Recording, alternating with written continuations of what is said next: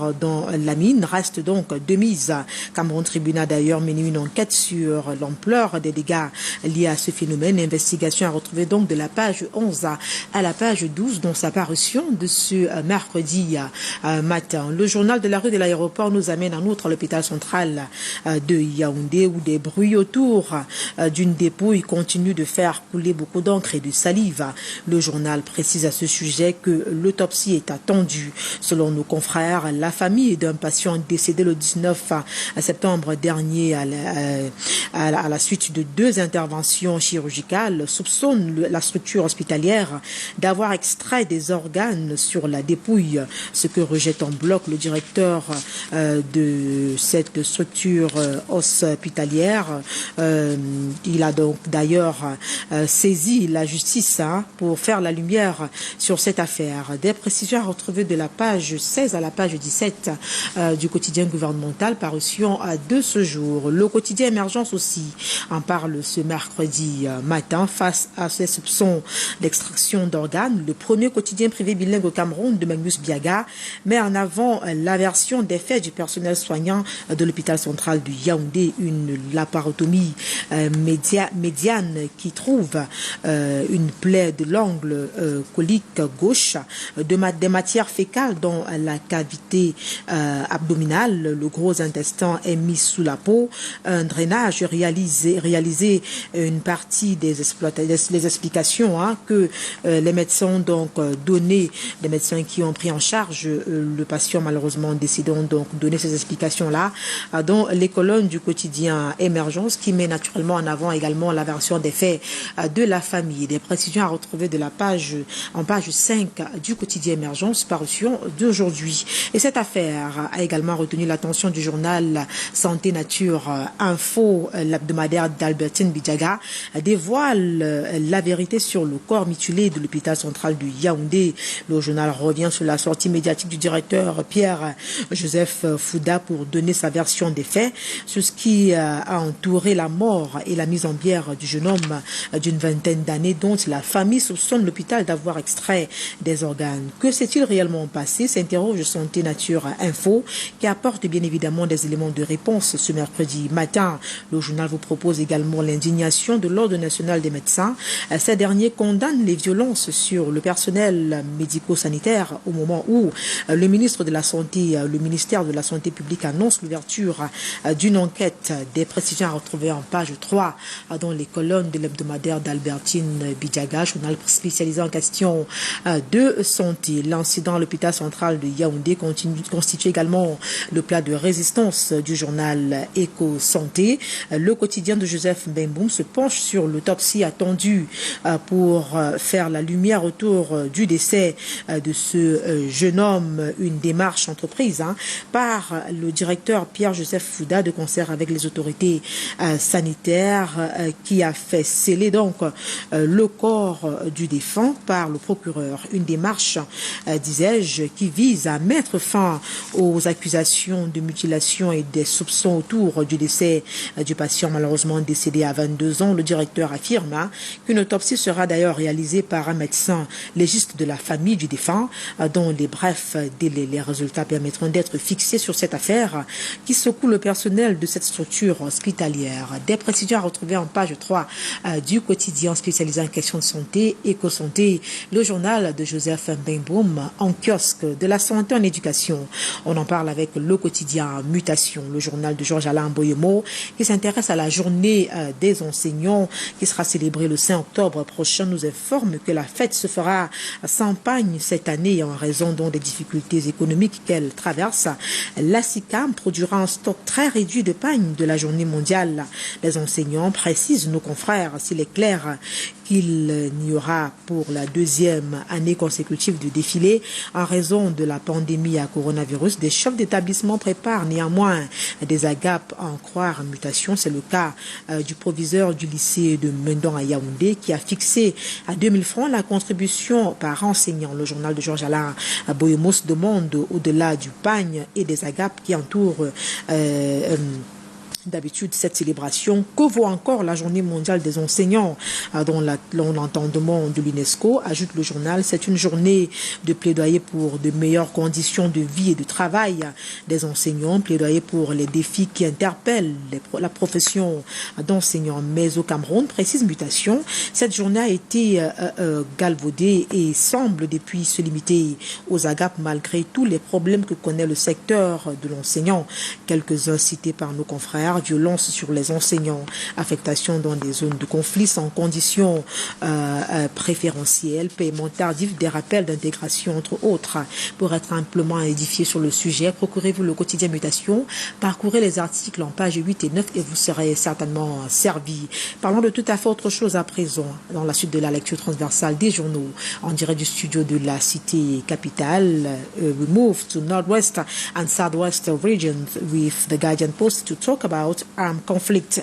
Le journal d'expression anglaise de Christian Nga nous informe que le docteur Fomuyo pointe un doigt accusateur sur le régime en place. Il estime que le gouvernement n'en fait pas suffisamment pour que le dialogue prenne le dessus sur les conflits armés. Il pense que des partenaires à l'instar des États-Unis doivent intervenir pour mettre un terme à cette tension sécuritaire. Il souhaite voir l'administration du président Biden agir et ne pas rester aveugle face à cette crise dite anglophone, comme l'administration de Clinton l'a fait durant le génocide au Rwanda. C'est son point de vue. Christophe Fomunyo explique au détail près en page 3 dans les colonnes de The Guardian Post, le journal d'expression anglaise de Christian Nga en kiosque. Dans le registre des faits de société, le préfet Emmanuel Djikdem affirme dans les colonnes du quotidien Réalité Plus qu'il est temps pour les conducteurs de mototaxi d'une Fundi de se mettre en règle. La sensibilisation est terminée. L'heure est à l'action. En effet, précise le journal de Paul Ngouaré Kenji, dans quelques jours, le préfet d'une Fundi lance la chasse aux mauvais mototaximens et mototaxis. Les arrondissements de Yaoundé doivent avoir des mototaxis en règle, ainsi que leurs guides. Les mauvais grains doivent être évacués au plus vite pour assainir le secteur. C'est terminer le désordre et les agressions par moto à Yaoundé. Ce sont là des déclarations du préfet Emmanuel Djikdem dans un entretien avec le quotidien Réalité Plus. Des précisions sur cette mise en garde à retrouver de la page 2 à la page 3 du journal de Paul Ngouaré Kinji. Ouvrons à présent la page consacrée au renouvellement des organes de base au sein du Rassemblement démocratique du peuple camerounais. On en parle d'entrée de jeu avec le quotidien, avec le journal L'Express qui marque un temps d'arrêt dans le Fundi selon l'hebdomadaire de Marie-Thérèse Egoa. Luc Magloire Mbarga Tangna relève le pari dans cette opération qui se déroule dans un climat plutôt tendu. L'opération qui s'achève en principe le 30 septembre prochain connaît, vous le savez certainement, des moments éprouvants. Le soir fait immersion dans la section RDPCND Nord. Le journal d'Armand Bianda nous dit que là-bas, Célestine Ketia-Cortez rafle la mise. Nous sommes déjà avec le hebdomadaire le soir, initialement prévu le 27 septembre 2021. L'élection des bureaux de base de la section RDPC, OJRDPC et OFRDPC du Ndé Nord a finalement eu lieu sous l'encadrement vigilant de la commission électorale présidée par Mbemi Niaga. La liste conduite par Célestine Ketia-Cortez a largement été plébiscitée par les militants, nous dit donc le journal le soir. Ce journal donc qui revient de manière beaucoup plus précise sur cette actualité-là dans les colonnes de sa parution de ce jour. Dans l'allée qui centre, selon Génération Libre, les militants demandent la disqualification de la candidature des coqs, en plus des tripatouillages, magouilles, scènes de violence, charters, obstacles à l'organisation des élections dans certains bureaux de vote et autres manœuvres de bas étage qui lui reprochent. La candidature des coqs aurait, du point de vue du journal, démêlé avec la justice. Procès en cours au tribunal de Monatélé, comme l'atteste l'extrait du plumitif délivré par le tribunal. Un critère correspondant à l'annulation, la disqualification d'après la circulaire du secrétaire général du comité central. Autant de précisions à retrouver au détail près dans les colonnes du bi-hebdomadaire d'information générale de François Fogno. Photo que vous retrouverez naturellement en kiosque ce mercredi matin. Le quotidien nous amène dans le Mungo où d'après le journal, la paix et la démocratie l'ont emporté. Le président de la commission départementale de contrôle des opérations du renouvellement des organes de base du RDPC dans cette circonscription, Jean-Enes Massena Ngalé a procédé hier 28 septembre à la clôture des dites opérations. La cérémonie qui avait pour cadre la permanence du parti RDPC de Nkonsamba était riche en sons et couleurs, un moment de mobilisation et de rassemblement des militants et sympathisants du parti du Flambeau. Donc, objectif, conquérir de nouveaux militants et assurer une victoire du parti RDPC lors des prochaines consultations électorales. Le quotidien revient de manière beaucoup plus précise sur cette célébration-là dans sa parution d'aujourd'hui. À Zoé-Télé, où nous conduit la République, l'opération du renouvellement des bureaux des organes de base du Rassemblement démocratique du peuple camerounais a connu une effervescence particulière marquée par des tensions observées dans la section RDPC Djaïlobre 2. Le journal de Timothée Somba Abena se veut beaucoup plus précis sur cette information dans sa parution du jour.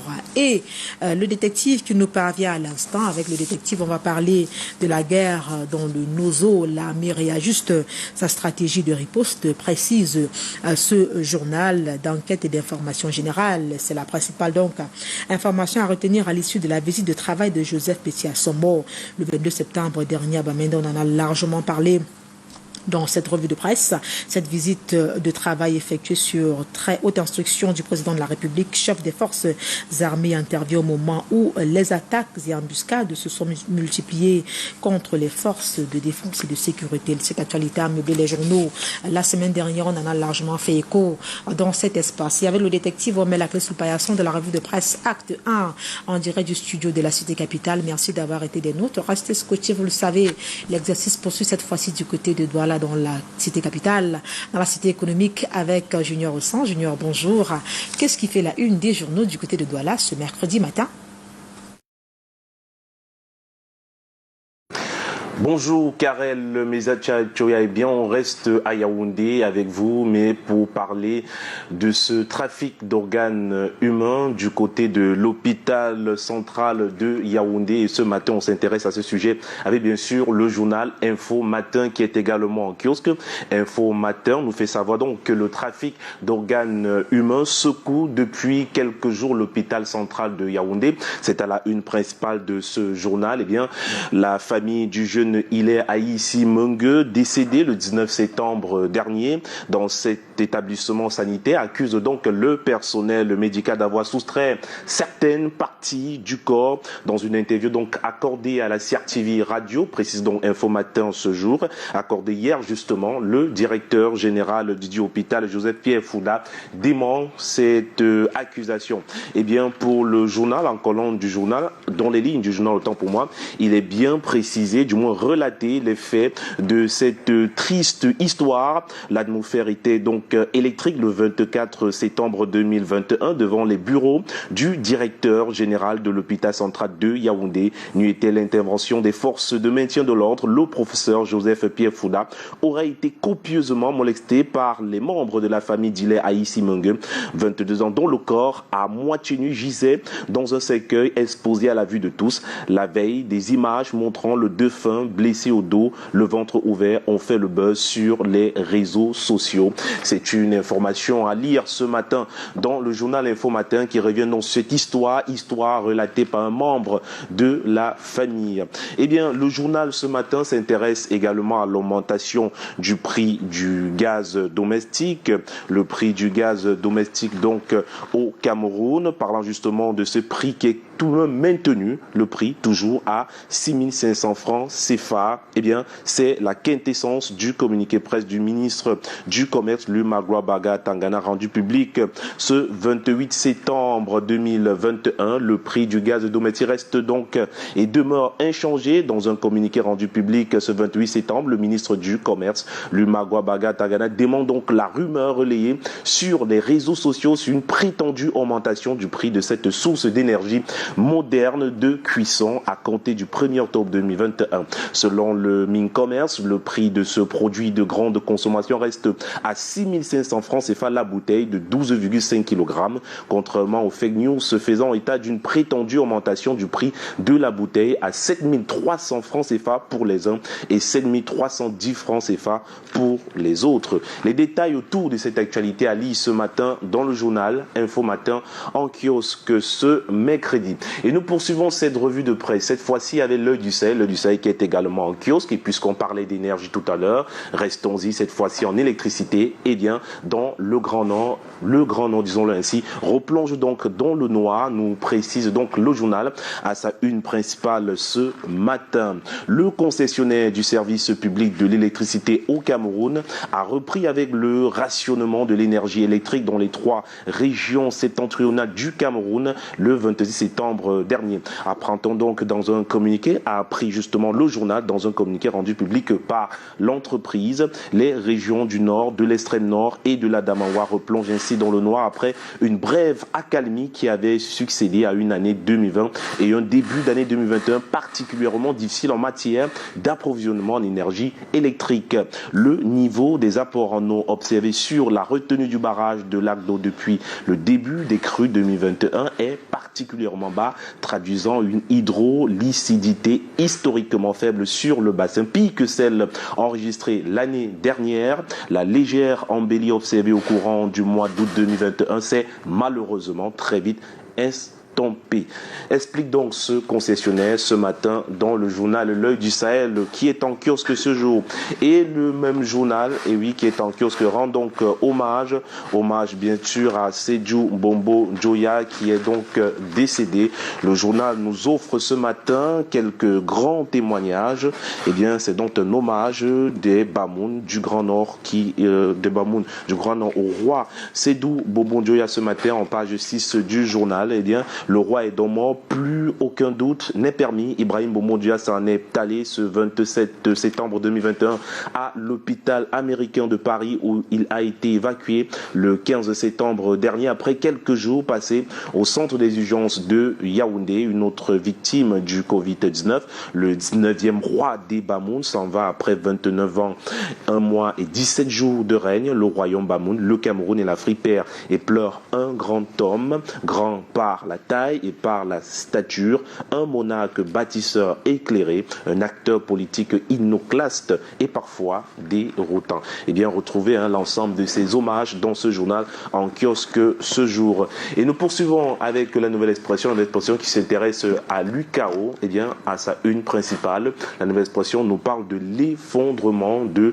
l'UCAO au Cameroun. C'est à l'ouest de notre pays, l'une des plus grandes coopératives agricoles de l'Afrique au sud du Sahara. Il y a 30 ans, s'est effondrée. L'institution qui a été le moteur du développement fulgurant de la région de l'Ouest n'est plus que l'ombre d'elle-même, rongée jusqu'aux os par une mafia cancéreuse entretenue par ses dirigeants successifs. Depuis plusieurs années, à l'indifférence générale du gouvernement, s'indigne donc la nouvelle expression en kiosque ce matin. Dans une lettre donc, les employés de la plus grande coopérative de producteurs de café du Cameroun dénoncent les détournements des subventions de l'État, la distraction des fonds et bien ainsi que d'autres basses manœuvres qui plombent l'Union centrale des sociétés coopératives agricoles de l'Ouest, UCAO. Ils accusent le directeur général et le président du conseil d'administration d'être à l'origine de ces manœuvres et réclament une intervention de l'État. Eh bien, l'actualité est à lire dans le journal en kiosque ce jour. La nouvelle expression s'intéresse également à la crise anglophone et nous nous offre également l'offre d'Aboubakari Sidiki, le président du mouvement patriotique du salut camerounais, qui a rencontré, selon le journal, tous les leaders séparatistes de la crise anglophone. Il livre ici donc sa version des faits sur ce conflit en page 8 du journal. Eh bien, l'essentiel est à lire dans ce journal ce matin. Et nous poursuivons cette fois-ci avec le Messager qui est également en kiosque. Et le Messager s'intéresse bien sûr au renouvellement des organes de base du RDPC. C'est dans le Noun pour parler de cette confrontation entre Célestine Ketcha-Kouktes et Eric Niad. Le journal à sa une principale nous parle d'un triomphe sous haute tension de ce côté-là, opposé donc à Eric Niad dans la course pour la session RDPC Ndé Nord. Le ministre justement de l'Habitat, disons-le ainsi, a récolté 92,12% de suffrages exprimés contre 0,3,47% pour son challenger. Les précisions en page 3 du journal nous font savoir que pour le contrôle de la présidence du bureau de la session RDPC du D arrondissement de Baganté, les électeurs ont tranché dans le cadre des opérations de renouvellement des bureaux des organes de base de la circonscription politique. Le ministre de l'Urbanisme, du Développement urbain et de l'Habitat, Célestine Ketcha-Kouktes, présidera donc aux destinées de la session RDPC du Ndé Nord. Elle remplace ainsi feu le docteur Jonas Kwamo, décédé. Elle se souviendra de la convoitise du magistrat municipal de la commune de Baganté et Rignat à ce poste. Sur un nombre de 30 967 votants inscrits, 26 919 ont voté, soit un taux de participation de 86,33%. Célestine Ketcha-Kouktes obtient donc 24 530 voix contre 1042 pour Erignat. Les détails à retrouver dans le journal en kiosque ce jour. Et nous terminons cette revue de presse avec le journal Kalara, l'hebdomadaire du monde juridico-judiciaire, qui est également en kiosque ce jour et s'intéresse à une sentence, celle justement d'Atanganakuna. Eh bien, le journal se demande pourquoi Atanganakuna a écopé de 3 ans de prison devant le TCS. En page 5, le journal nous donne quelques réponses. Eh bien, l'ancien membre du gouvernement a été condamné devant le TCS pour avoir fait louer les véhicules de sa société à la Camwater lorsqu'il dirigeait cette entreprise publique. Les raisons des juges pour le déclarer coupable et le coup de gueule de l'ex-ministre a retrouvé dans ce journal. Eh bien, l'ex-membre du gouvernement devrait en outre supporter le paiement de 16 millions de francs CFA de dommages et intérêts au profit de la Camwater, ainsi que le paiement des frais de justice fixés à 2,5 millions de francs CFA, solidairement avec Vanessa Yondo, en fuite, qui a écopé de la prison à vie, indique le journal ce matin. Le tribunal a également infligé 5 ans de déchéance à l'ex-ministre. Pendant cette période, il ne peut ni recevoir une décoration, ni exercer un emploi public, ni voter, entre autres. En revanche, Thomas Nama Aloa, son neveu en détention provisoire depuis 2018, et Bello Ousomanu, garagiste à la Camwater en fuite, sont blanchis des faits de complicité de détournement de 1,7 milliard de francs CFA pour faits non établis. Des informations donc alliées à retrouver dans ce journal Kalara, l'hebdomadaire du monde juridico-judiciaire, qui est en kiosque ce jour. Eh bien, le même journal s'intéresse à une affaire, cette fois-ci concernant le vol et la vente des bébés. C'est du côté de Yaoundé. Il raconte comment il volait des bébés pour les vendre. C'est une actualité à lire ce matin dans le journal. Le journal nous apprend que le cerveau du gang agissait sous la bannière de la prétendue agence d'adoption des mères porteuses de grossesse pour appâter ses victimes à qui il remettait des maudites sommes d'argent.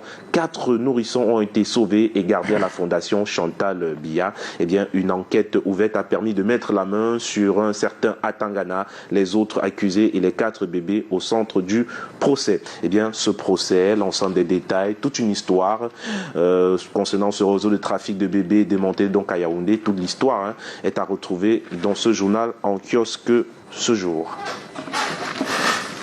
Et voilà pour la revue de presse de ce matin avec vous, Monsieur Junior Ossin. Merci d'être venu. Déjà, bonjour. Bonjour.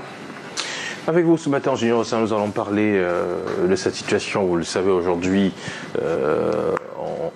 On parle dans les chaumières, dans les réseaux sociaux, on parle un petit peu partout de cette probabilité d'augmentation du prix du gaz. La rumeur fait véritablement grand bruit sur la toile. Qu'en est-il exactement ? Alors bonjour Thierry Carole, une fois de plus bonjour Patricia, bonjour aux téléspectateurs de Canal 2. Alors comme on dit, c'est une information qui circule sur la toile, considérée comme fake news ou de rumeurs. C'est sur les réseaux sociaux depuis hier justement et bien sûr ça n'a pas tardé. Le ministre du Commerce a rapidement réagi face à cette rumeur, à ce qui est considéré comme un fake news. À partir d'un communiqué, il a fait savoir qu'il n'y aura pas d'augmentation du prix du gaz, on le sait très bien. Ah oui, ça demande à souffler quand on est femme, justement. Donc, il n'y aura pas d'augmentation du prix du gaz. Vous le voyez, le prix qui reste toujours fixé à 6 500 francs CFA. Ce prix-là, justement, a été indiqué dans le communiqué publié hier, alors que la rumeur faisait état de ce que le prix aurait évolué à plus de 7 000 francs CFA, on le disait tantôt. Mais non, c'est pas le cas. Donc, la bouteille de gaz de 12,5 kg reste donc à 6 500 francs CFA. Donc, cette rumeur, ça reste une rumeur, c'est un fake news. Et ben oui, il faut quand même le dire, hein. Quelques réactions des internautes nous font croire que parfois on va balancer une rumeur pour vérifier un peu le comportement, la tendance, et puis voilà. Mais il y a quand même des choses qu'il faudrait préciser tout de même. C'est que le Cameroun s'est engagé depuis, j'ai dit le gouvernement camerounais, hein, s'est engagé depuis quelques années à, n'est-ce pas, soutenir les Camerounais dans ce qui est de la consommation du gaz dans notre pays. Je rappelle qu'il y a quelques mois seulement, le ministre en charge des mines et de l'énergie avait indiqué justement que la consommation du gaz domestique au Cameroun est passée de 67 000 tonnes métriques en 2011 à près de 110 000 tonnes métriques en 2018, preuve que les Camerounais consomment beaucoup le gaz domestique. Eh bien, il faudrait quand même le dire, hein. Cependant, le Cameroun continue à importer 80%, n'est-ce pas, de gaz domestique. Donc, et vous voyez, et même s'il y a cette importation-là, l'État du Cameroun, à travers ce qu'on appelle la caisse de stabilisation des prix des hydrocarbures, s'est donc engagé, n'est-ce pas, à pouvoir soutenir le Cameroun sur ce qui concerne justement la vente de ces produits dans le marché local. Je tiens à rappeler que jusqu'ici, le Cameroun, du moins, le gaz domestique a subi une baisse concernant la subvention de 4,7 milliards de francs CFA. Donc, il n'y a plus une subvention, il y a eu une baisse énorme qui est passée de 17,9 milliards à 13,2 milliards de subventions au cours justement de 9 premiers mois de l'année 2020 par rapport à l'année 2019 où justement on subventionnait, n'est-ce pas, le gaz à 17,9 milliards de francs CFA. Mais cela n'est pas un problème, effectivement, parce que malgré cela, le gouvernement camerounais s'arrange en sorte que depuis près de 10 ans que le prix du gaz se trouve à 6 500 francs. Ce prix-là est maintenu par l'État du Cameroun parce que l'État du Cameroun, à travers ce que j'ai appelé justement la caisse de stabilisation des prix des hydrocarbures, le Cameroun s'est donc décidé à pouvoir subventionner, soit parce que normalement, il était prévu, parce que si on importe le gaz à 80%, c'est-à-dire que si ça arrive sur le marché, on aurait pu vendre cela entre 10 000 francs ou 11 000 francs, vous le voyez. Or, c'est pas vendu à 10 000 francs, il y a 11 000 francs. Mais on arrive à le vendre à 6 500 francs. C'est dit que l'État du Cameroun supporte quelques frais qui vont de 3 500 francs à 4 500 francs CFA. Mais de notre côté, nous avons un autre problème qui est tout de même, c'est que la Sonara, qui était en charge, n'est-ce pas, de raffiner le pétrole ou le gaz, connaît en ce moment un véritable problème au niveau des perturbations, soit liées à la crise anglophone, soit liées à l'incendie. Vous vous rappelez, il y a eu un incendie là-bas. Donc en ce moment, ça produit pas énormément, mais c'est pas si grave pour notre pays parce que du côté de Kribi, on a bien sûr cette, je vais dire, cette unité de liquéfaction qui s'assure, n'est-ce pas, de produire du gaz domestique dans notre pays. Donc on a quand même quelque part un secteur qui s'arrange, n'est-ce pas, à nous fournir du gaz au Cameroun. Eh bien, pour les Camerounais, pour le moment, il n'en est rien. Il n'y aura pas d'augmentation du prix du gaz dans notre pays. Ça reste à 6 500 francs CFA. La bouteille de 12,5 kg. En tout cas, tous les chiffres le démontrent pour l'instant. Et on espère que c'était pas juste un coup qu'on essayait de voir. Eh ben, pour l'instant, les mamans peuvent être heureuses. Merci Junior Ossin pour ce regard sur ce fake news qu'on retrouve circuler partout sur la toile. À cet instant, Patrice Akei, c'était passé les 29 minutes, mais votre présence nous honore et aussi celle de nos partenaires. C'est la pub, à tout de suite.